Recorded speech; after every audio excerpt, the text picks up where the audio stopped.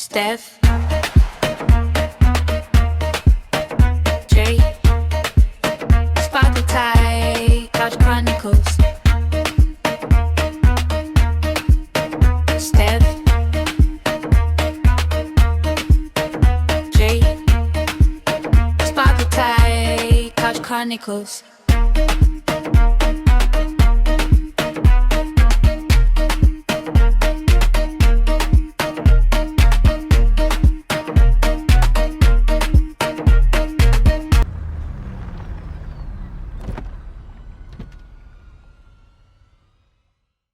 Welcome back, Couchies. Welcome. Is the Couchies for me? Yes, we haven't. I'm gonna get used to that. Yes, definitely.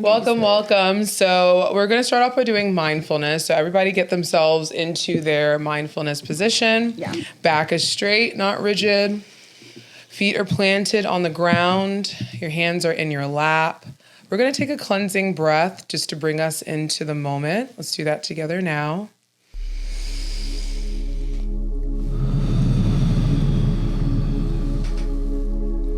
Take a low gaze or close your eyes. And for the exercise, I'm going to be reading some lyrics of different songs. And as I read the lyrics, I want you to notice the offerings that your mind or your body give you after I finish the lyrics or as it's kind of coming up. Just a gentle reminder for everyone, whatever your experience of the mindfulness is exactly what it's supposed to be. You don't need to shift or change to make it be more of something or less of something. So we're really working on being open to the moment and being present with ourselves as those things are happening. All right, so to begin, I'm going to be reading the first lyric. Okay, little mama had a swag like mine. She even wear her hair down her back like mine. I make her feel right when it's wrong, like lion. Man, she ain't never had a love like mine. But man, I ain't never seen an ass like hers. That pussy in my mouth had me lost for words. So I told her to back it up like burp burp. And I made that ass jump like chirp chirp. And that's when she lick you like a lollipop. All right, and sit with what happens, how your body might want to be. Finish the rest of the lyric. And next. I wonder if she could tell I'm hard right now. Baby, when you're grinding, I get so excited. Ooh, how I like it. I try, but I can't find it. Ooh, you're dancing real close. Plus, it's real slow. You're making it hard for me. End.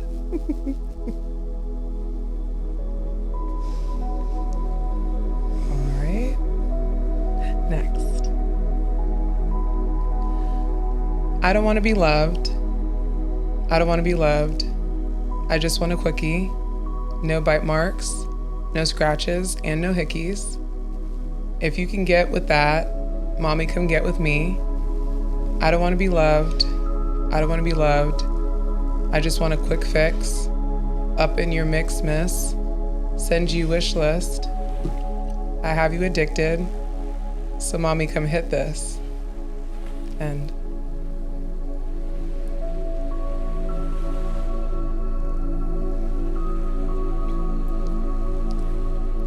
Next. I got a feeling that you brought me to you. Yeah, you did, babe. Look at what your mind's imagination can do. Making shit true. Yeah, you do, babe. So let me take away your pain. Give me all of your emotions. Land it like a plane on my back if you can't hold it.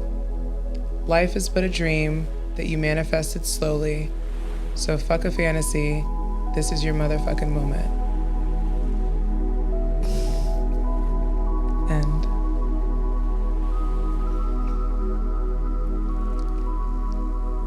And our final lyric. Take care of me. Talk all day, then at night fall in deep. Stimulate me. I want you, mental and physically. I belong to you. Grab hold of me. Gentle love, but touch passionately. I'll give you my blessing. Take me person and objectively. X and internally. I belong to you. I belong to you.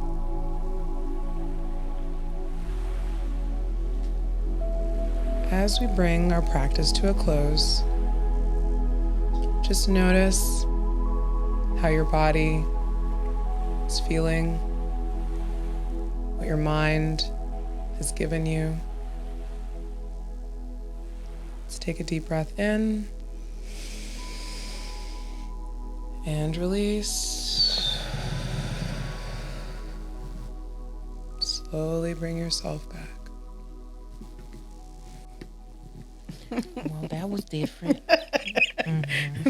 No, you couldn't even help yourself. You were dying. First of all, I could not help myself from singing along. Singing along, chuckling That along. first song made me feel like I was in 12th grade again. What song was Putting it? it on my MySpace, Lollipop. Yes, it was. Damn. Yeah. So immediately you felt transported back. Yeah, I think that I really love music, and I have done this thing. I don't know if this is like a neurodivergent thing or what, but particular songs, I can pinpoint them to specific spaces in my life. And like that has kind of helped me to like keep a timeline for myself. So I can almost identify exactly where I was at, what I was doing whenever a particular song comes on.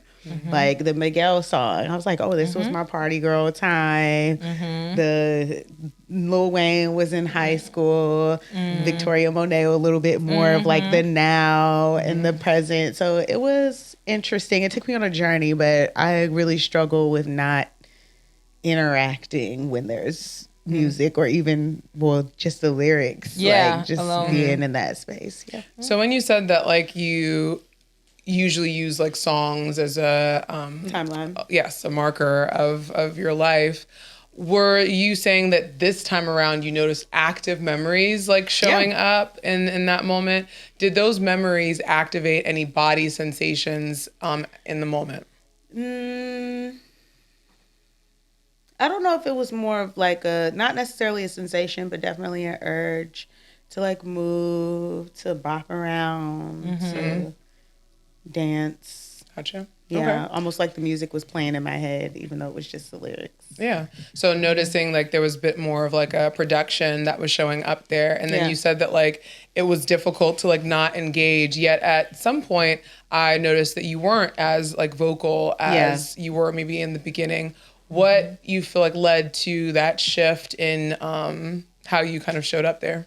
I think the language, like, okay, this is a judgment, but I'll be childish sometimes. So I think when it's a little bit more like Explicit. direct in your face and explicit, I have more of a like reaction. And then I think familiarity plays a part as well. What was that last song? I think it It's also called Sabrina. Sabrina, Claudio. Claudio. Yeah. Claudio, and It's Belong to You. I Yes, belong yes, to- yes. I love I'm that like, it song. was coming to me, but I couldn't really get the melody. But I do think that it almost kind of became a competition of like, how quickly can I guess what song this is? So, and does that have like a feeling or a sense attached to like wanting, like, you know, to figure it out, like the recall, the Maybe just a sense of curiosity. Not too. This is low stakes, so not too much. Okay. I could see that skill being a little bit more. like in your face, or like you Yeah, could feel if what it it's- would really connected to? Yeah. Mm-hmm. I got you. Okay. Yeah. What about you? In the beginning, of course, I definitely chuckled, was laughing. I was like, oh, she's going there. She's going to start with Lil Wayne. She's going to do hardcore right away. That's deep. That's very deep. So I had that thought showed up. And then similar experience to Tyler around singing the lyrics along. I couldn't pinpoint where I was or anything. I just remember how I used to, the thought of like, yeah, this is my jam. When you got to the last one, I love that song. So I found myself just like fully singing like the beat and having the urge to like move to it. Other than that, there was a moment where I think I drifted somewhere. I couldn't tell you around which part. I couldn't tell you, but I remember just coming back. You brought yourself back. Yeah, coming back to it. I did have a judgment. What was that? The next song? Who made that song? Too Close. Yes. I was like, I should not have been singing that. That song came out when I was in elementary school. And I'll be singing that shit to the top of my lungs. I definitely remember that as well too. Yes. So young. Wow, that's not appropriate at Too all. too close. I was not in elementary school. I was definitely in high school for that. But no, so yeah, that was that. I love the creativity, I think, behind this mindfulness. So that thought also showed up doing it. Switching it up. But yeah. Yes, I'm different. Okay. So one for you, you noticed some familiarity because it's like, from the lyrics, like the last song, the first and the last song were ones that like really kind of stood out for you as like things that maybe early memory stuff, or like Lollipop. Yes. I think everyone at some point has been exposed to that song, and then the Sabrina Claudia song, not knowing that is like one of your faves or something that you really enjoy, that being able to immediately kind of pinpoint like that experience. Yeah. Did you notice your body or your mind latching onto those experiences differently than the other songs? For sure, because I wasn't moving really much or tapping with the other ones. The first one and the last one, I was tapping, shoulders was moving a little bit. Yeah, so that familiarity. Definitely felt more of a body activation to kind of, vibe there. Yeah. Did you react or respond differently to the different ways in which that I like presented? You like presenting you the spoke about song? it? Yeah, some of them were, just when you started singing, I was like, okay, Steph, she about to show these people her little vocal cords out here. Because, girl love karaoke like you. I said, well, she about to show her karaoke skills out here. Yeah. So that thought did come up when I heard you sing. My body necessarily didn't respond. It's just your mind was the thought, one that was kind of engaging. I was like, oh, okay, sis was about to show her skills. But yeah, that was and I did notice an intentionality in your tone. So I did notice there was different tones and different ways you were reading it. Yeah. But it just but it wasn't something that you liked. It just was like, I see it, and that's what it is. And there wasn't judgments that showed up for you about the songs, about anything that kind of happened during the mindfulness? Not at all. Wonderful. Yeah. What was it like for you reading the spicy lyrics? Yeah, because I heard a little bit of chuckle in your voice. Yeah, no, it was mostly because I was hearing you guys. That was what was funny, especially with the Lollipop song. I just was reading them, and the one that I ended up singing was not really like purposeful. It just, the flow and the melody just kind of like went that way, and so I just went with it. There was definitely a bit of an adjustment because I was like, ooh, the way my voice feels and the octave that this is trying to hit, and just close it off there. I feel like I was very much in the moment of being like the guider, the facilitator of the mindfulness. I didn't really have a lot of thoughts about like what's to come next, or like what I wonder what, how they're going to experience it. I very much was just like in the flow of it. Things. Yeah. So yeah, thank you guys. Good damn. Well, before we start, you want me to tell you the songs?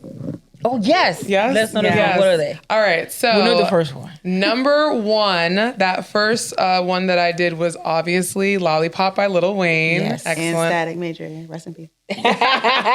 Yes. And then the second song I did was Too Close by Next. And 1997, we were quite young. Yeah. That I graduated in 98. Yep, that one came out quite elementary there. School. Yes. And then the Miguel song was Quickie, which is one of my fave Miguel songs out there.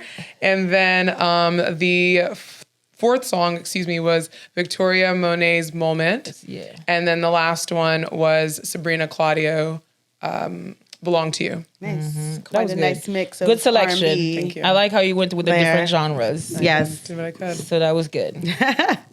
All right, what are we talking about today, ladies? I got something. What are we? Alexa, can you put sex on the schedule for 7:00 on Thursday? with Mr. Comey. Not specifying. I'm weak. And so for all of you guys, Alexas, that reacted there, we are going to be talking today about scheduling sex. Yeah. Can a scheduled, rigid approach to intimacy, like one date, one per week, one trip, save modern day relationships? What do y'all think?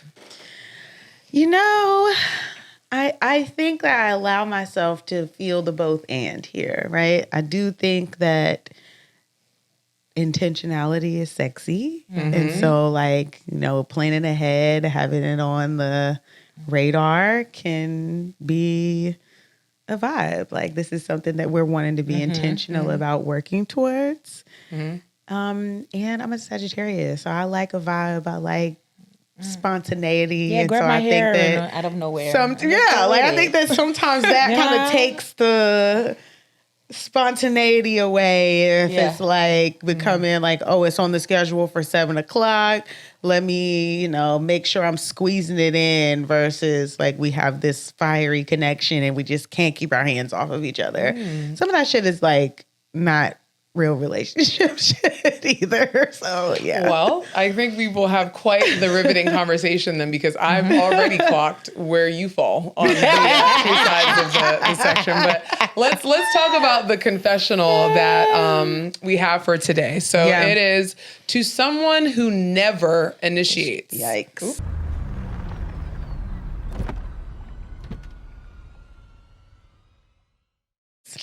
I used to feel so much guilt about never initiating, especially because my partner told me it was something he wanted more of. Every time the topic came up, my chest would tighten. I wanted to try, but I just didn't feel the spark out of nowhere. I didn't want to force it. Like, sex was never on my mind. And I started to feel like maybe I just wasn't attracted to my partner, or maybe there's something wrong with me. And when I tried to initiate harder, when I didn't feel like it, I ended up being more resentful, and then I would shut down. Here's what I wish I knew sooner. I don't initiate because I have responsive desire. For me and 85% of women, we don't often experience that spontaneous urge out of the blue. We need time, touch, pleasure, and the right context to feel desire. We feel desire after intimacy starts. So the solution that works for me is scheduling intimacy. That gives me time to prepare, warm up, turn myself on, and get excited for my partner. He feels wanted and prioritized, and my responsive desire has time to pretty much get online. This is the power of knowing your body and what turns you on.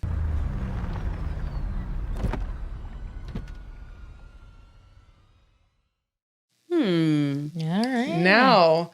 Now we can see a little 85% bit. sounds high. I'm sorry. No, but you'll be amazed. Be surprised. You'll be amazed. It's about believe it, but- 80% of, I would say, women. So spontaneous desire, and because I think that's what and responsive desire. Let's talk about what they actually are. Yeah. So spontaneous desire is what Tyler was talking about before, where out of nowhere, I don't mind you just, you gave me the look, I give you the look, and then we just Right. know. Like, attraction is literally like a spark. It's a They spark. don't Literally, take anything. It's it I doesn't- smell you. I see Yes. you. I, like We how just- you walk yeah. into the room. I'm ready to do it. I'm ready to just be intimate. And that's usually more activated for men Yes. at a higher Or level you see that than it is behavior. for women. Yes. Okay. Now, responsive desire is the part where we didn't plan on having sex, but if we're cuddling, if you holding me, and it just happened The vibe is the right. vibe is Yeah. right, it leads to sex. It's a warm up that Yes. happens. Yes. And if I know it's coming, so for example, if you've been texting me throughout the day and you're telling me this and it's on my Yeah, a little mind, and it's like, foreplay, a little when you flirting. come, when you come Yes. home, let's go take it a step further outside of these text messages. So that's the part that is responsive sex, which Or is responsive sex responsive drive. sex That's drive, the thing, exactly. the difference The between responsive the two sex drive. is that spontaneous is rapid. It's Exactly. quick. It is a reaction. And for us therapists, we know the difference between a reaction and a response is yeah. the slow, build up and the slow growing of things. And so for a respondent person, I definitely identify as that. intimacy was very important to me. Like, hey, you know, let's watching TV, let's hang, you know, laying on each other, the text messages, you know, throughout the day. That was like the build that would then get me there. Because if my partner approached me, who was a bit more like Tyler and was really there, I would feel this kind of like, oh, okay, that's what we're doing. Right. Yes. Like it's just like it's like a stark type of thing. I haven't had enough time to like I'm over here like and you may not doing the dishes, or I'm just over here hanging out, and all of a sudden you're on me. It's like, oh, okay, like that's how it would feel. We're doing it now. Yes. Right. And I also think a lot of women, that's why they harp on the foreplay aspect of sex, like intercourse. They want to gear it up. Yes. You know what I usually tell couples how to tell the difference, try to explain the difference to them when there's been a shift in the relationship, because I say, think about spontaneous desire as when you were in your 20s and your teens. Sometimes for some people, it was just instant. It's like you're ready, your drive, both of your drives are ready. We're exploring what sex is. We're exploring intimacy. We're trying. It's like I think it also depends on the person. Yeah, well, but that's what I'm saying. That's when what they spontaneous come in, yes. is. It's literally a quick on. Yes. Yeah. And then when you think about responsive desire, it's when you kind of like, okay, you've been with this partner for a while, and you guys rapport. There's safety in that. It's not. It's something that you know, like, okay, I desire you, and it's there, and it's a buildup of like a deeper inner connection that you already have established with that person. Yeah. So if you're having a one night stand, it's not responsive desire. I disagree. So it's more to me. I would say I disagree, because I'm respondent across the board, regardless if it's a one night stand or if it's whatever, because like I still need a build up. Like you gotta lure me in if it's a one night. You need to be doing something that's giving me the energy. But the energy I feel like already started with the one night stand if we're gonna be doing it. But that's not the same thing as like we're talking about responsive sex drive, like the thing that gets the drive people, that gets you. Yeah, that gets people going. Yeah. So if I did a one night stand, if I chose to do a one night stand, I did not do it that day. Like I'm not meeting somebody at the bar and we're having sex that night. We might be on a date and we've been talking, and then but I'm talking about people who just met at the bar. Like, but that is spontaneous desire. That is not but that's what I'm telling. No, what I'm saying is that somebody who has a responsive desire may struggle with having a one night stand. That's what I'm saying. I didn't because they have a spontaneous. Yeah, they have. If somebody who's spontaneous desire, one night stand for them, it's something they can do it. More times than someone who has a responsive desire, because you, like you said, I'm talking on the phone with you. This is the date. I know you. I feel, so there's already a build up to it. Yeah. But if I just meet you at the, there's no report. There's nothing. Unless we are, or if you are someone who has responsive sex drive and you do a one night stand, what happens is there's probably a lot of conversation that happened within the time that you're interacting still a respondent one versus, you know how sometimes people are just drunk and they'll start making out in the middle of the whatever. Never happens. Never to me, right? But people will do that. It's like, right off the bat, they haven't spoken. It's like the love at first sight type of thing, or attraction at first sight. Yeah. That is what spontaneous would look like versus the respondent is definitely a slow, slow burn. Like you gotta ease out. And I think that maybe in my lifetime, I've like lived on both planes. Agreed. Right? Like, I think that also in the past I have used sex in a different way than I perhaps see it now. So that's also maybe kind of drives the desire. Which makes me then wonder, is it spontaneous sex drive, or was it something that I used to qualify my worth? Because I know when sex, the way that I think that you're referring to it was a way to qualify how much I mattered or my value or whatever and things. So it would like feel spontaneous if maybe there was an insecurity or a lacking or something that was going on there, but it wasn't the same as when I was seeking sexual release, like in a genuine manner, me-centered pleasure way versus a like control way. Yes. Yeah. So I like this confessional because she kind of talked about the other side of being able to like prepare and like get ready for sex. So what are you all's thoughts about that? Can structure maybe create a little bit more freedom in the intimacy?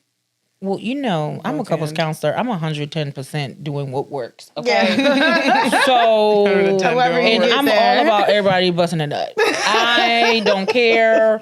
No, for I'm real. all about She really everybody, or I am. I really am. And sometimes, we may have to stretch, sacrifice. If I'm doing for you, I'm scratching your itch, you're scratching my itch. So I do think, I don't even think it's an older thing, to be honest with you. But maybe it is, because I don't mind scheduling sex. I feel like it's doing it's the buildup you talk about. Yeah. So for me, I'm more of a responsive desire now. I think maybe early on, like Tyler was saying, like the spontaneous desire was like all me. But I think I transitioned Life out of happens. And that. mind you can change. Your I drive can definitely transition shift. out of that. And I think that just knowing, and especially the excitement and the buildup, knowing what's going to happen, to me brings about my creativity, brings about how I want to explore different things. And that's what I try to tell couples. Like, if you tell me what's going to happen, you give me opportunities to fully prep and really like be that person. And then there's the other part, right, around the fact that I also want to have access. I think what people think about scheduling sex is that means I don't have access to you until that day come. Yeah. And like I I'm think waiting that with right, bated that I have, breath. because I had to explain that to one of my couples, because he was on the assumption like, oh, I can't like touch her until then. Some people feel If it like doesn't- it's I said, no, restrictive. if you guys are in bed and you wake up in the middle of the night and she's up for it and she consented and it doesn't mean that. But we know for sure if we didn't get it in throughout It's the on the day, schedule we know for it's on the Thursday. schedule for it to get in. And that's how you have to look at it. Yeah. Because with people's responsibility, whether it's traveling, whether you have children, whether you both are two working people and you can't really you missing each other in your scheduling, then give yourself something to look forward to. And then take plan out the ahead. fact, don't get out the idea that a lot of idea that goes into people's mind is that if I'm important to you, why do you have to fit me in? If I matter, why do I gotta get on the books? Why do I gotta get on your schedule? And I think that's that what takes has it to away. do with what you said, access, right? Like it does feel like there are specific parameters, and that changes the feeling of unlimited access to that person. Yeah, you can squeeze my cheeks throughout the day if you want to. If you want to nibble on the nipple and be going, we could do that too. But I also think that it speaks to a grander, I think maybe issue in relationships around people feeling an entitlement to their partner. Yes. And when a partner is not available to them in that spontaneous way that they want to be, like, I'm ready to go, so I also want and need you to be ready to go. Yeah. And because you're not ready, I then am internalizing as a rejection of you don't want me, and then now I'm making you like make up for the feeling that I have gotten in this moment.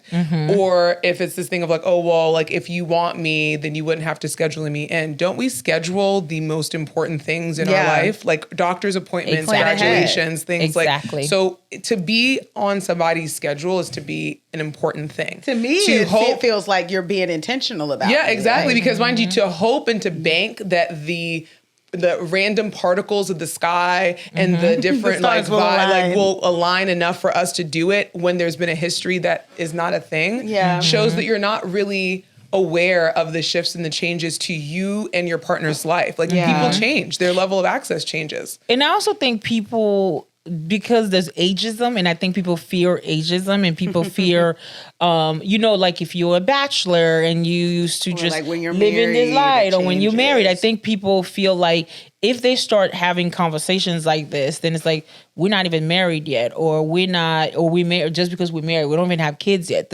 How are we getting to scheduling now and not really noticing that actually we've always kind of been busy. You've kind of been getting less. I just want to make sure you get consistent. So I think it's people's fear around scheduling also make it seems like, oh, why am I no longer that adventurous person? Why are we not this? Yeah. Why are we not that? And if you're forever evolving, right, that doesn't mean you can't still be adventurous. You also have to look at the fact that we're both are changing and our bodies are changing. It's not the fact that the relationship and how I feel about it is changing. It's the fact that now we got to do what work because we're evolving in different sectors in our lives that is taking us away at times because it's fitting the values From having that spontaneity, right? Yeah. So I think what people fear when they hear scheduling sex is like, are we there? Like that's what we're Yeah. doing now. That's some negative. Like That's there's maybe a breakdown, or you've graduated to this place of, like you said, oldness and routine that is unsexy. But it's just, I think it's so interesting that people think about that, because as a respondent person, like to their core, I'm probably, well, this is a very grandiose, selfish thing to say, but I feel like any of the people that I've ever had the privilege to have sex with me, I'm probably one of the top people that you've had sex with. Thank you. Best you ever had in your life. Right. Okay. But the reason why is because it's not even like I schedule in terms of it's going to be this time, but I'm constantly planning and prepping on what ways that to explore sex that will have it blown both of our minds. Yes. So it's like to feel like it's, oh, you are now becoming an old hag, or you're, you know, washed up or dried up because you are now thinking more in-depthly about how to be better at something is an odd thing for me, because like, don't you want to guarantee that it goes That it's well? gonna be a time? Instead of just like hoping, like relying on talent. That's think what practice and like all of that stuff is That's for. the thing, right? I think that humans have kind of lost the plot a little bit. Like sex is Yeah. a literal basic human need. It's not just something that is supposed to like make us feel validated or be like, you know, like how we find connection with our person. It is just like a physiological thing. Wait, are you saying sex is just a physiological thing? Not just, No, not but I just. think that we've gotten away from the fact that like it is also a basic need. Yeah. Oh, okay. Yeah, She like was saying, it's something that we like, you know, you need to mess with that. need. Like, Yes. like, that is a part of Shoot. like our basic It's human connection and and that need. we have. And also, even for people who are asexual, you know what I mean? There's still a need for that human touch, human relationship, human intimacy. Yeah. Exactly. Something that I also say, because you know we always talk about words, how words like have everything. Sometimes I be telling the partner who be having issues with the scheduling, girl, schedule it for yourself. That's You ain't gotta tell them. You ain't gotta tell them. You ain't gotta tell them. I'm gonna blow your mind. Schedule that shit for yourself. Okay. Literally. I know when I'm gonna get some ass. You don't know when you gonna get some ass, but you're I know when I'm gonna get spontaneous some and ass. you don't care about You that. don't- So because you're ready to go He's at thinking any like, given oh, she's time, spontaneous. Oh, they're spontaneous. Yes. Whatever it is. You sometimes I'm also leaning on the side that you ain't gotta know. Yeah. You don't have to. If, actually if better that you don't. If you feeling Before you're now like clocking on me and be like, oh, you said you were going to give me that. that's You what said I'm you were going to suck my dick at this time. You said you was going to eat my pussy at this time and you didn't. Yeah, that Whoa. part. Calm down. Let's chill.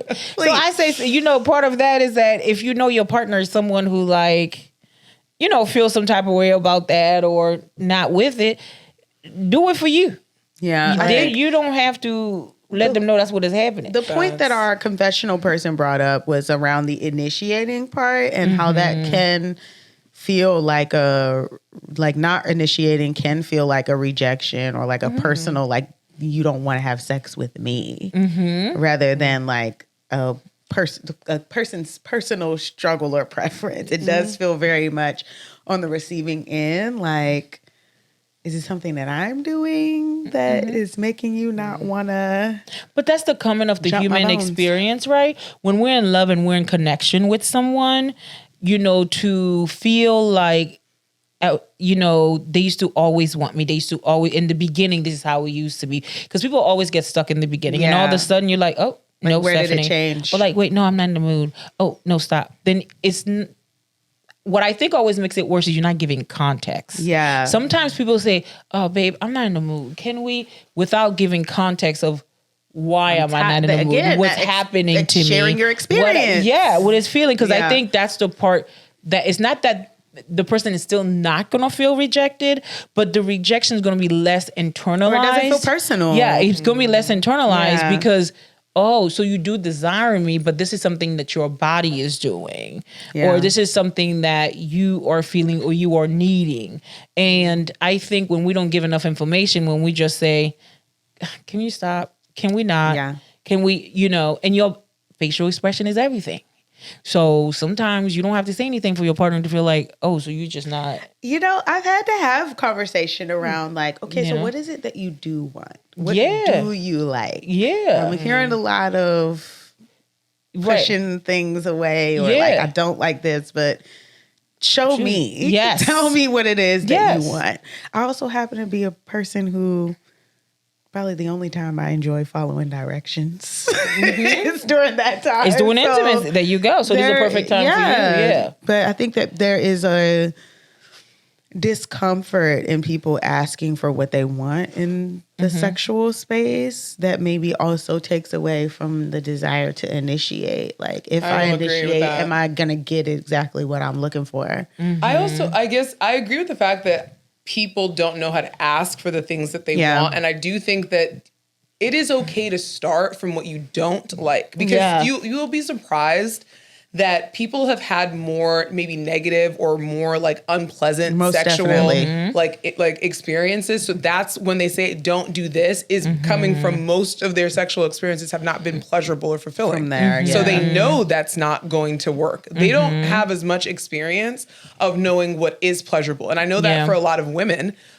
women take on the service role of like making sure that the man, their partner, has pleasure. And if you put on the additional hat of being a neurodivergent woman who your body has to be in a certain place of like stillness and safety and not being overwhelmed by certain things for you to even like be connected to your body You can enough get to be overstimulated horny. quick. Because that's Yeah. like when we think about neurodivergence, it's a nervous system constant like reorientation because the environment is always changing and we are always tapped into the environment. So we aren't always paying attention to our body Yeah. because the antenna is pointed outwards. So if I'm going to be like ready to have sex, the antennas need to be pointed inside of me. Go ahead. So to your point around safety, when you're in a long-term relationship with someone or you're in a relationship with someone, whether it's, I don't know, a year, 6 months, 2 years, 5 years, whatever it is, there's been experiences amongst the two of you outside of the bedroom that can lead to not emotionally safe. Yes. Yeah. That can lead Physical to safe. Sensual. physical safety. That can lead to sensual safety. So if there is not safety felt, whether it's emotional, that can also, I don't care if it's scheduling sex, I don't care if it's spontaneous sex, whatever it is, that can definitely get in the way of how the partner responds. Yeah. And let me be clear, our bodies are different. So a woman can have sex with you and not orgasm and be transactional to meet your need, not necessarily their need, because that's the commitment that they've made or whatever. And for a man, also, it's the same thing. If they don't feel desired in a way and they can sense that this is just transaction, yes, they will still orgasm. The physiological But the things will still happen. but Exactly. And they connection eventually, is- over time, may not be able to get an erection. Yeah. Over time, that transaction would just feel so bland that, okay, I might as well jerk off. I might as well masturbate and not do it. And that's where the disconnection happens. So when we speak of safety, you also have to take it in inventory. Before you can talk about, well, we just haven't had sex. Sex is not there. I think things between us will get better if we just have sex. If sex is not necessarily the issue, it's deeper than just the sex. And I think Sex a lot is of usually a lot of the time lack of couples sex is a symptom Yeah. of the Yeah, relationship. a lot of Yeah. time couples don't talk about, hey, there's a lot of shit that has happened between you and I. If there's infidelity involved, if I caught you in a lie, or if we get verbally volatile when if we constantly in conflict with each other, Yeah. we verbally volatile. Hell, don't put children into this. If Sometimes I feel it's like also like past history too. exactly. Past history with another Outside of- partner. yeah, like Because outside of the sometimes you could be in a relationship with someone, you feel so good, but then your emotions start to get deeper with that person, and you don't realize how some unresolved intimacy issues because come you up, yeah. can come up in this new relationship that wasn't resolved in the last relationship. Yeah. So we have to take heed to when we want our partners to be ready and to really, because physical connection is very intense and powerful. It's energy. It's sharing of bodies. It's sharing of fluids. It's sharing of like, There is a spiritual There's a there's a spiritual exchange. essence. Thank you. Right. And I wanted to go back to what you were saying, because like when you had said that thing of like communicating to the other partner, like, you know, say no with explanation, or like at least to give them a reason, that can be difficult, especially when you're a neurodivergent woman during that like overstimulation or over that burnout place, because one of the symptoms of ADHD burnout is you're not like, you don't speak, you go nonverbal.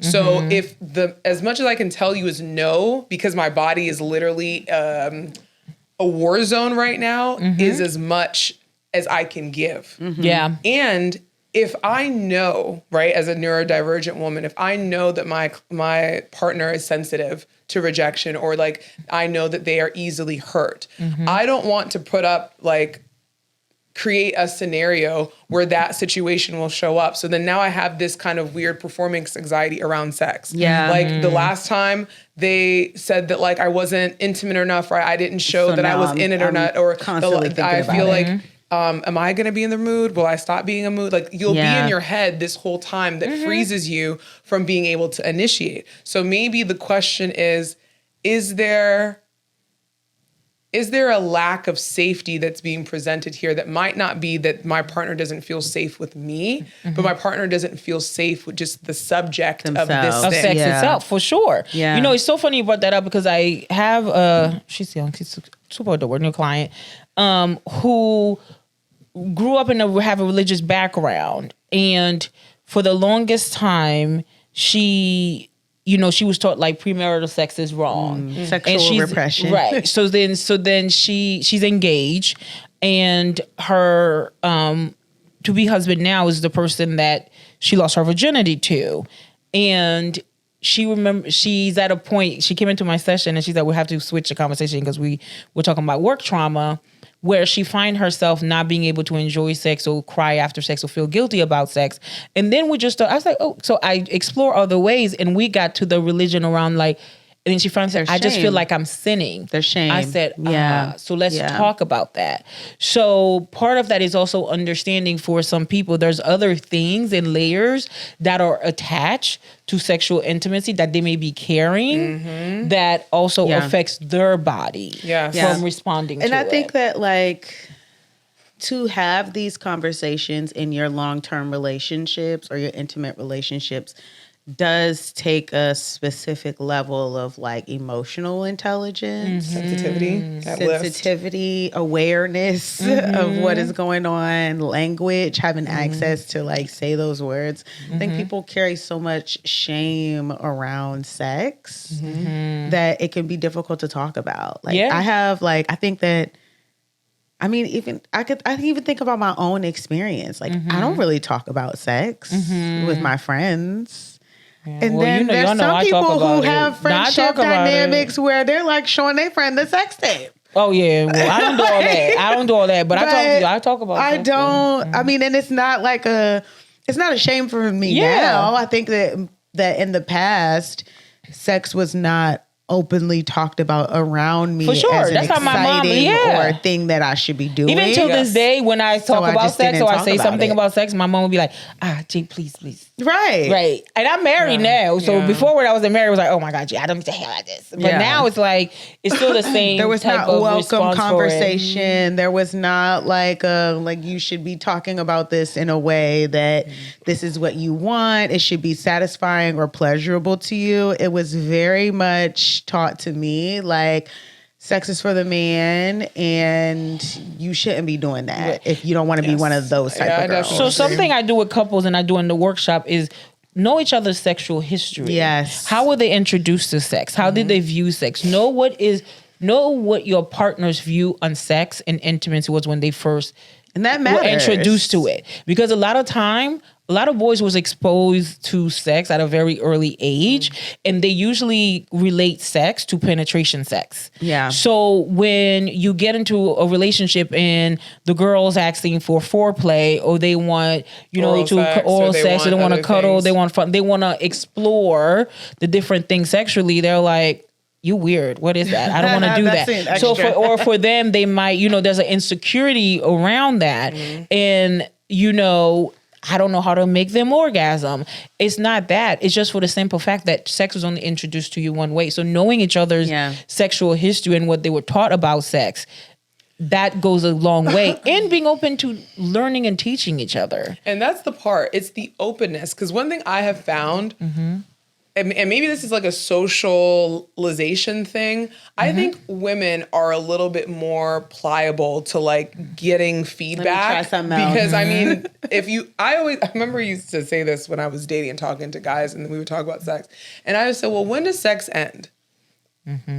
People wouldn't have anything to say. I said, well, when does the act of sex Right, when is it actually over? end? It's when the man orgasms. So that shows you right there that the act of sex was really around the man's ability to withstand. It's not about, the woman can have an orgasm or climax multiple times and still be a active going. participant in the Participant, sexual yeah. experience. Yeah. So when you think about like the fact that men have kind of gotten the privilege of being able to have a partner who's a lot more willing to serve and fulfill them sexually, women don't just. often have that same experience, because I know I've told men that is not pleasurable the way that you do that particular act, or I don't like that particular thing. And it's like, well, the other girls liked it. That's wonderful for her. I don't like that. Every coochie My is different. current body Repeat does that. not like it. Hold on, pause. Repeat that. Every coochie is different. Every coochie is Just different. like every penis is different. Different. Y'all don't like the same pressure. You don't like Thank the same you. stroke. So it's like, it is I always thought it was unfair. We are rated R in this motherfucking episode. Yes, okay? we are.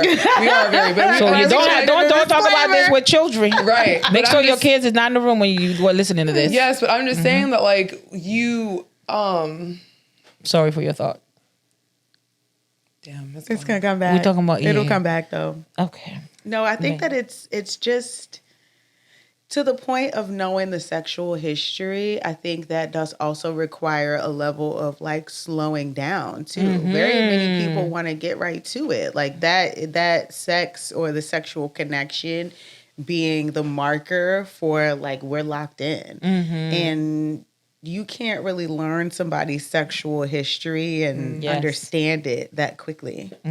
Oh, that's what I was gonna say. Go for it. About how sexual shame is passed on. Yes. And I think you had said that with your new client, there was a lot of talk and repression and shame religiously given Yeah, around you want to go like, hell, you going right, all of those things. all the things. I think about how like I mean, this is probably something that happens to girls across cultural, background, but I find within the African diaspora, women are highly shamed for like It's just all about how it looks, and but even just like from their bodies, like as soon as their period drops, it's almost like at that time that the sexual maturity, but also your ability to have children, which is really what sexual maturity is anyway. Yeah. That energy is now awoken in women, because women are the ones that are like the transporter of life. It's like, oh, you need to make sure that your womb is super safeguarded and nobody comes in and you don't need to, and there's all this anxiety that's pushed onto you that like you're going to be a this if you do this, is if you're survival. and I watched this video that says that the more that you talk to girls about how like sex is scary, or you put a lot of fear on them, or you do all this stuff, their bodies start to then tense up There's some and trauma literally there. and then it locks up in a way that's why women will have the where it'll be painful during intercourse, because they're like so tight and so like, and because their system is like, this is not okay, this is bad, this is because you've gotten this constant thing, or your body changes and they're immediately making these comments that then you're like feeling awed in your body and don't know if it's supposed to be the way that it is. And also, honestly, early sexual experience affects humans. When you're exposed to sex at a very early age, and when you even if you experimented yourself or it was introduced to you inappropriately by an adult or a trusted person, it does affect the trajectory of how your relationship with sex, period. Absolutely. And there has to be a form of repair in conversation that happened. And you also first have to know that, you know, your introduction to it was not a healthy introduction. So I found like a lot of my work with just people, not just couple in general, when we get to talk about sex and intimacy, is that their introduction to sex literally set the pathway of how they approach intimacy and moving sex. forward. Yeah. And I think that's something that's not talked about enough in relationships. And really, you know, and we encouraging you, if you're in a relationship with whoever, or even if you yourself, you just got out of a relationship, think about how were you introduced to sex and intimacy, and how do you approach in your relationship? And is there more that you still need to learn about sex and sexual intimacy? Yeah. And looking at your sexual language too, because I think that people just think that like the act of sex is the only way that your like mind and your journey shifts. No, a lot of people are getting exposed to just sexual language before their brain is even aware of what that actually means or what is going on. Exactly. So I think that you're right. Yeah, because if you look at the kids Being now, a the black teenagers, girl too, like you're sexualized at a very young age. Yeah, at a very young Don't age. have body or things that you can't control. Like, But honestly, but going off of what Jay says, a lot of these people didn't have quote unquote healthy the introductions. physiological like maturity to the exposure of the things that they, and even if they did, a lot of kids because if you think about a girl who loses her virginity at 13, a boy who has sex at 13, their body's not ready for that. Neither is their mind. They don't understand nowadays. They don't get it, you know. And then, but the thing is, the body will respond to it, and they think that's the excitement of it, and not knowing it's a biological thing that your body normally you're not quite ready for that energy exchange. It's not that, exactly. And then they soon, when their emotions, because their hormones kick in, so their emotion comes in like, I thought they liked me. Now you find out that, you know, Daquan is sleeping with this person. John is with Jennifer now. So it becomes like the shit. So then now my view on sex start to change, where it's no longer about relationship and building. It's about transaction and what you can show. So I think early on, knowing what your relationship with sex can matter.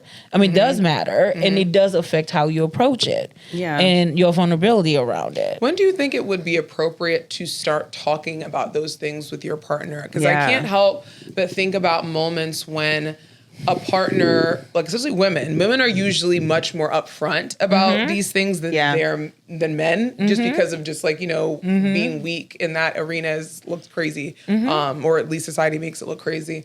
But women are much more likely to like say, hey, like I have this experience, I have this. And what I have found, not all the time, but there's a moment where when after the woman has told her partner, male, female, whatever, that I've had this kind of like sexual experience that makes me show up in a slightly different way around this, and that, and the third. It's accepted and it's okay in the beginning, right? A few times that you've told me no, or these things come, but eventually the add-on, it becomes an irritant or an annoyance that then that person then will use to be like, well, when will you get over this? Or when will you stop punishing me for the past thing? So how do you work around that? Because sexual trauma, that's not something that you will ever.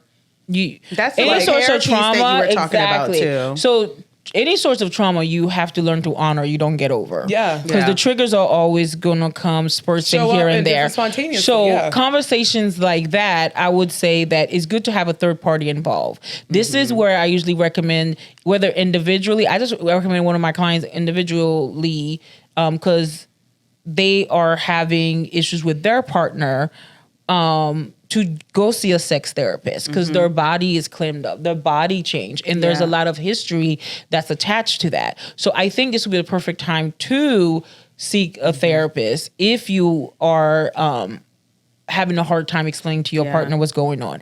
Now, if we're dating and we're dating intentionally, and intentionally meaning like to be in a committed relationship, I'm committed to you. There's some sort of we're getting to know you. Exactly.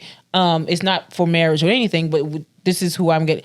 I think when we are talking about about sex. Like, I think you should just have the conversation. What is your view on sex? That's how I was having it. Yeah, What like, is your how do we view on start sex? there? And you be quick, man. Be like, you learn to find out. No, actually, I want to know now. Actually, before I find out, and the reason why I'm saying that, this is the type of person that I am. But it takes a level of openness with yourself. This is why Yes. knowing Or what your relationship. certainty about yourself. If you're not Confidence comfortable in self. talking about sex yourself and be comfortable with sex yourself, you're not gonna be open to talking about it with a partner.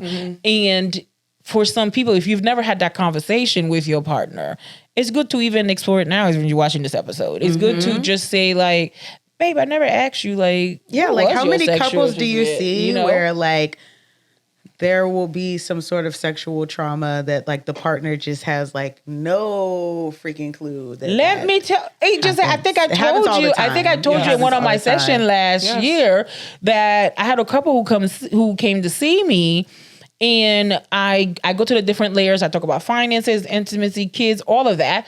And when we got to intimacy, I just noticed that the gentleman's body just got rigid and just didn't seem comfortable. I say, hey, there's something going on there. Yeah. And his wife did not know this, but he was literally sexually molested for like from 7 to the age of 15. Yeah.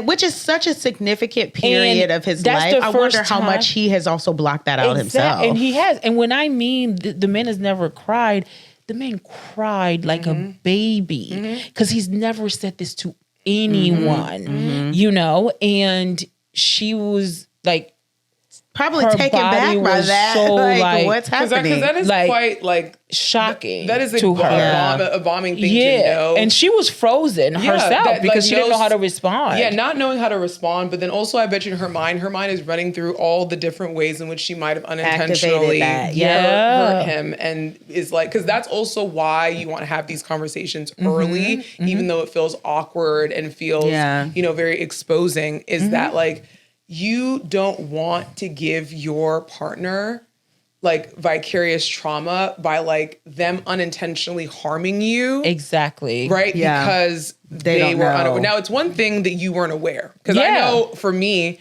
it showed up in my relationship where I did not realize, because I speak a lot about my neurodivergent girlies, but I just speak a lot like with trauma and women in general, is that like our system is so good at cycling through things. It's like we'll just on to the next issue, the next thing, the next problem, who we're going to help, so on and so forth. So I was dating someone who was very, new in the beginning, and they had more of the spontaneous desire, spontaneous attraction, and I had more of the respondent.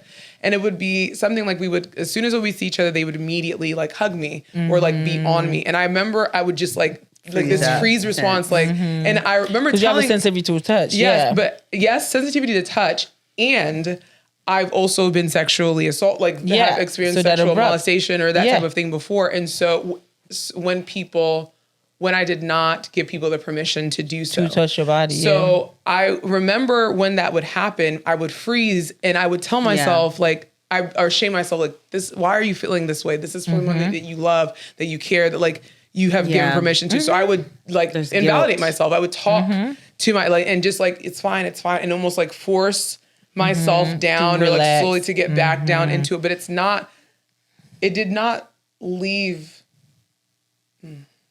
My partner still was able to notice that like sometimes certain things would happen and my body would clam up, or that like I wouldn't initiate. That was one of the things is that like, oh, well, you don't initiate as often as I do. Yeah. Which is what I wanted to circle back before and ask is, what do people feel like initiation is? Because at times I would feel what I would do is initiate. And what would that look like? That's, me, we're texting from, throughout the day about certain things. Well, hold on. I was texting throughout the day. When they would come in, I'm hugging, I'm kissing, I'm, laying on them. I'm doing all of, the stuff to get into, I think we were making out, we were doing stuff.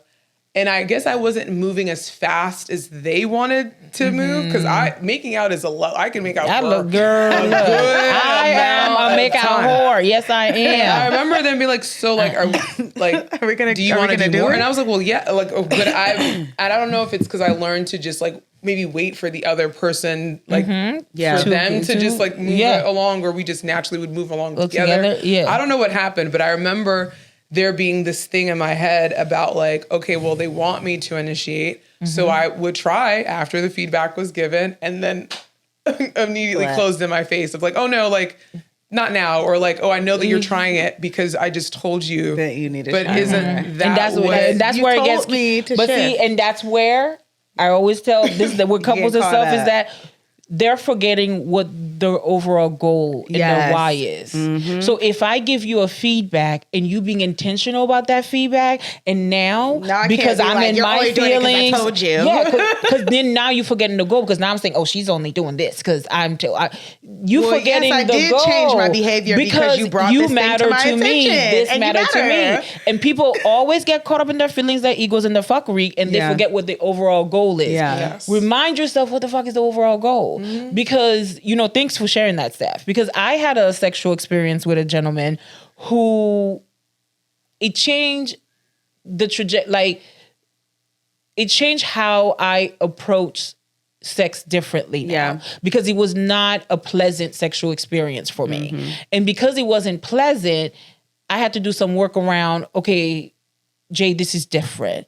Even I had to talk to my husband about it. At first he didn't believe me, but I had to really tell him like, no, this is a thing. It bothers me. But it also is something that I realized I also cannot let it handicap me. Right. Because it was something that, it's an act that I enjoy doing, and I can't let that person take it away from me. In that thing, but also giving yourself the grace to acknowledge why you weren't as able to hop on to doing that thing, right? Like, just to finish the thought that I had with the partner is that like I tried, closed it. I tried again, closed it again. For somebody who's already like time's a charm, baby. I'll never try it again. There's only so many times that you will try.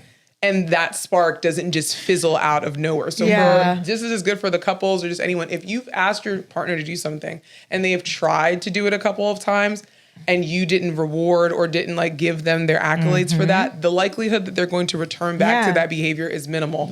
In the same vice versa, if your partner asks you to do something and you take a long time to follow through on the thing that they ask, the window of tolerance gets, shorter and shorter.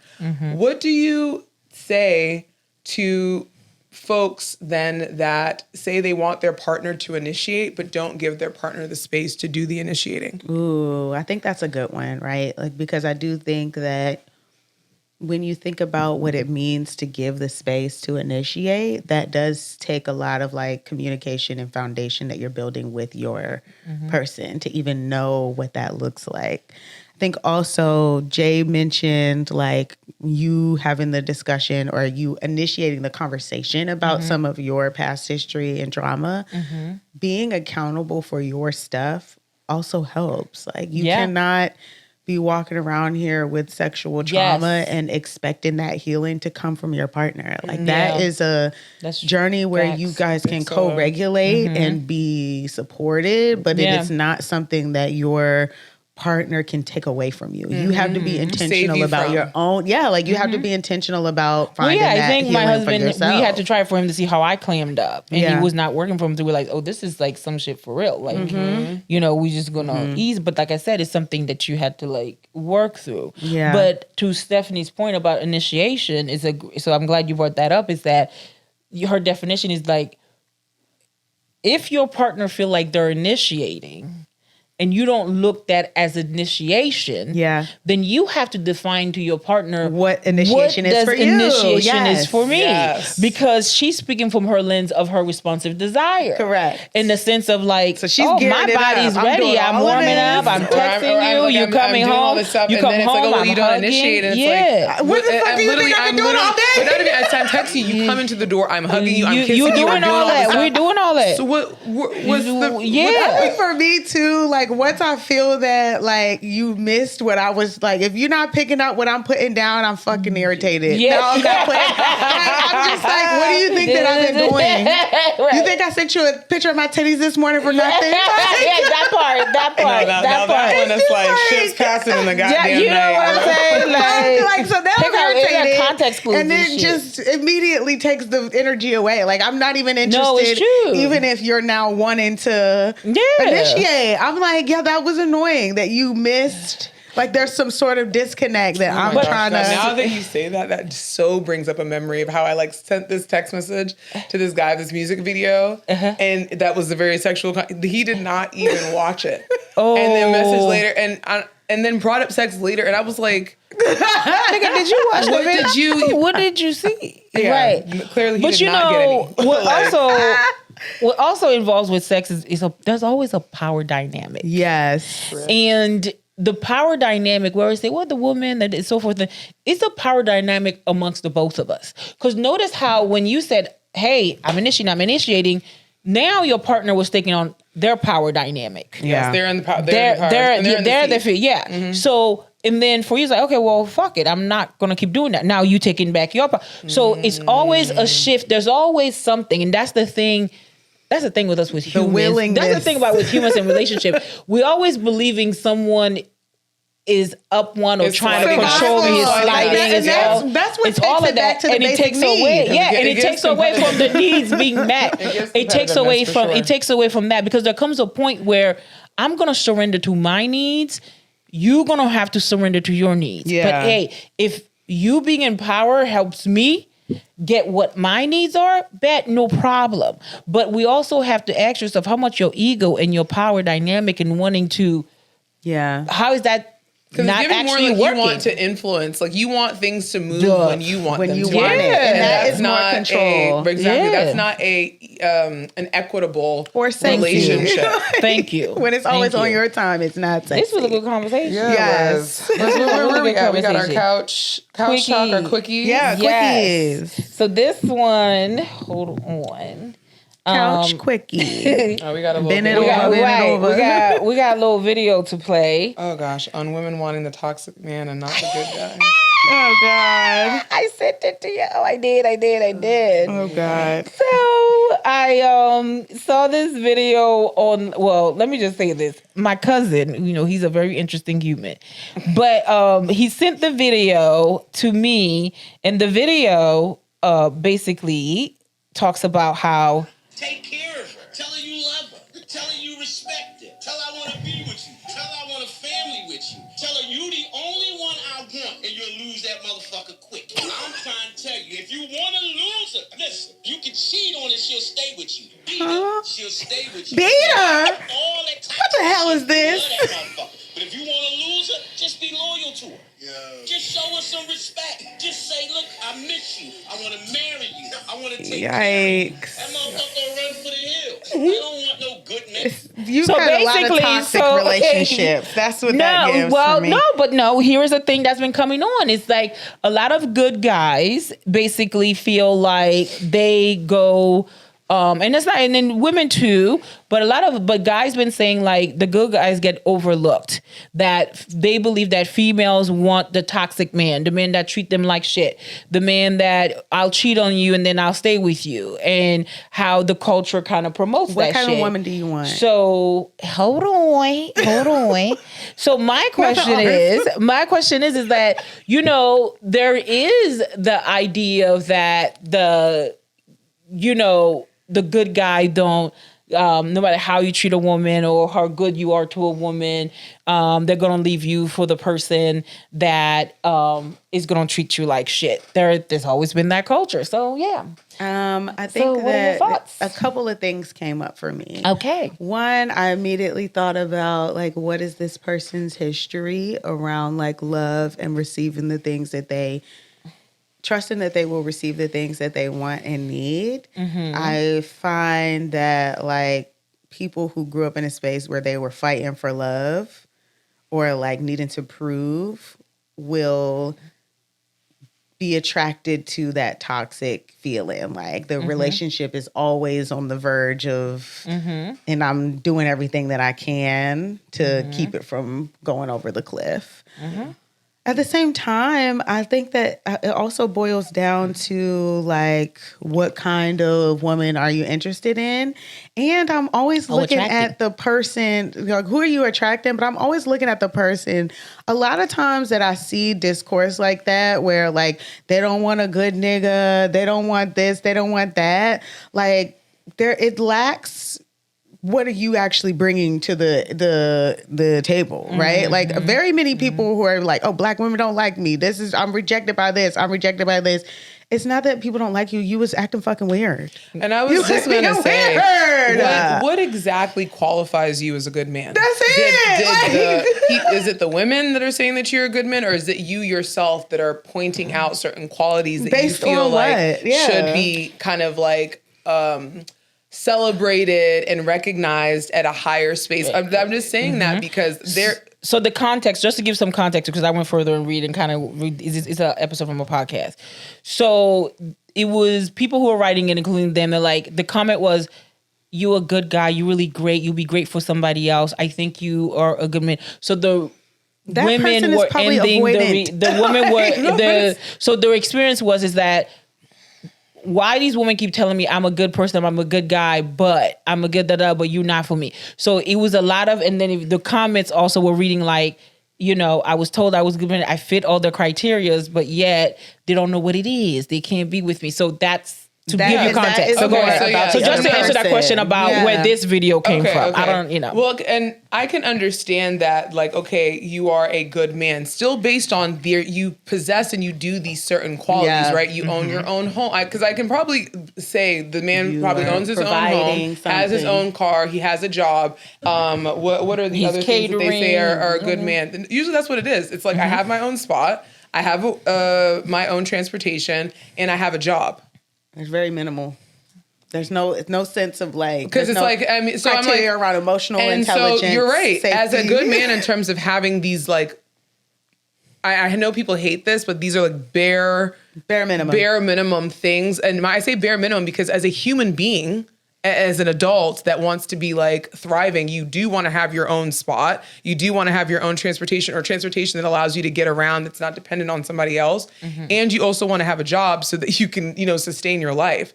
I don't think that makes you a good anything as much as it's someone that is just a responsible human. Secure. So yes, they said that you were good based on these things and you don't treat me bad. Like, you're not mean. You're not vindictive. You're not nasty. Yeah.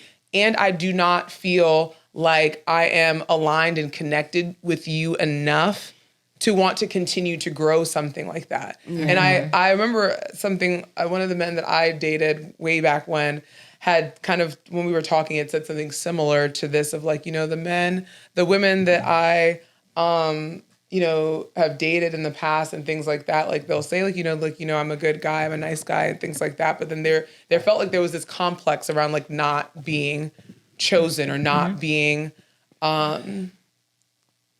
like picked to be in a long-term kind of like relationship. And I will say that at the time, I was definitely operating more from my avoidant side in that dynamic, because how he showed up, he was very kind. He was very available, very accessible. Like he, what's the word? Bred life into me, like in terms around certain things. And I wouldn't say that I was searching for something toxic, but I was searching with something that my system was familiar with, which was not him. I'm wondering somebody who was secure, like somebody who was like you were perhaps searching for security, and that insecurity can give you the ick. Yeah, because I would say he was secure, but my system was not used to that level of attachment without it feeling like it was boring or dull or just like not satisfying in a way, right? Like I just didn't feel like it was satisfying in the big emotion that I was used to kind of seeing, and also what my system was attuned to. I'm attuned to somebody who's as anxious and avoidant, not someone who's there and is like, just gives me everything. You saying that also made me think about like how much of that is like ADHD related too, like that need for like the dopamine and that like spike of excitement. First of all, the intermittent reinforcement of certain relationships that I was in, where they would be there, but I wouldn't be able to tell when it was happening. Yeah, it's like a surprise. So I would almost be more hyped up off of that. That's why I was in the stupid ass everyone's called it relationship. I was in a situationship for like 16-ish years of that person being in and out of my life because of the hyperfixation versus this person was, I mean, like, and you do get dopamine from that experience, mm-hmm. right? Like you get the dopamine hit from like the idea of like, I could win this time. It's like being at a slot machine. Yes, and exactly. So here is my stance on it. My stance on it is the fact that this is the problem, I think, with us as human in society, is the fact that we are attracting the work that we haven't done in ourselves. Correct. And and that goes for men and women. Because you are, yes, to what you said, you are the nice guy, the so forth and so on. What's missing in me that I might either be overcompensating or healing from, that I'm not going to find someone that is equally within my value system, that want to spoil me, that has the qualities that I'm looking for, that can appreciate the kind of men that I am, that I continue to attract somebody that probably resembles my mother, somebody that probably resembles someone that has hurt me, whatever it is, it's the fact that yes, as a woman also, it does sound crazy for you to say you are this and you are that and you meet all these criterias, and yet it's not there for me. What work do you need to be done? You need to be doing. So what do you need to do on yourself? So the human relationship and these expectations we have of each other to make up for the things and the experiences we've had of the past is why we keep attracting the people that's not filling our cup in the way that we want to. But you got to do your own work in order to decide what the fuck you want in your cup. You don't do your work and you don't know what to put in your cup. You're going to put some gin in your cup and bitch, you probably allergic to fucking gin and you need to fucking have tequila in that motherfucker. But also be thankful to her that she didn't drag you along the ride for that, because she did say that, well, you weren't the one for me based on what it is that I wanted at the time. Well, I think that the perception is the fact that you most likely knew I wasn't the one for you way before it got to a year, 2 years, 3 years, 4 years. Yeah. So the problem becomes is that now I just like the letter we did one for before. Wait, no, it wasn't a letter. We started with TikTok, where this man had a personal agenda doing a psychological fuckery, wasted her time for 10 years. So for her, she was all in, building a family, doing all this stuff, but she didn't know she was being as an experiment. Right. But he knew what the fuck he was doing. So the thing is, people have ulterior motives. And I think what makes it harsh is the fact that, again, the ulterior motive stems from the fact that, sir, you're a fucked up individual to waste somebody's 10 years. No, I wasn't. Well, that man, you know what I'm saying? He's a narcissist. Yes. Like that one was a very and I'm telling you, women all the time, majority of the time end up settling because, it's the age where I should. He is this person, he's that person. But yet, what work do you need to know to either feel worthy of that person? Yeah. Because you are actually wasting his time. Because he's actually going out his way to actually, make you feel this, make you feel that. But if it's not there and you went in because he's a nice guy to be with, or he is whoever other women want. No, you're blocking some other woman's blessing out here that can appreciate it. So I think it's a human thing around do your own fucking work so then you can recognize who you want to be with. So it's not about the good guy. Man. It's not that they want a toxic man. They're unhealed. They're the fact they're unhealed. And your ass is unhealed too because you are attracting her ass. Yes. So you got to look at the other side. I'd hear you. Ain't nobody saying you ain't a good guy, but why the fuck you attracting this? Right. And that's all I'm saying. A lot of the times when the good guy is usually riddled with anxiety and feeling this weird sense of things and have fucking trauma. Right. Like, yes, well, definitely big on the trauma, but it's usually like I'm anxious and I feel unsettled, so I'm doing these things to prove to you that I'm a good guy, and you're still not. It becomes very performance. And if you don't see it, and that's it. Because it feels disingenuous. Like it feels like you're doing these things to try to coerce me in some way, and not because like you genuinely feel that way, or like want to love on me in that way. All right. This was a good conversation. All I'm saying nice is, all right, if you, it is not time to fucking waste people's time out here. Do your work. Do your work and find out who fills your cup, what is Yeah. your value system, and walk the fuck away when you need to walk away. I think that goes for So- both what we talked about in this segment and also earlier around scheduling sex. And scheduling sex. Do your work And do heal what from your work. stuff. Exactly. Do what works. All right, guys. All right, fam. Thank you. So, well, where We'll see. can they catch us at? Yeah. So we are on TikTok. We are on Instagram. You can find us All of on that. all the platforms that do Facebook. podcasts and on Facebook. And of course, we are on Patreon. So please, if you want some deep cuts, some Deep cuts. nasty after After hours. dark things, After dark. please subscribe to us on there as well. Yeah. All right. Bye. Steph, Jay, Sparkle Tie, Couch Chronicles. Steph, Jay, Sparkle Tie, Couch Chronicles.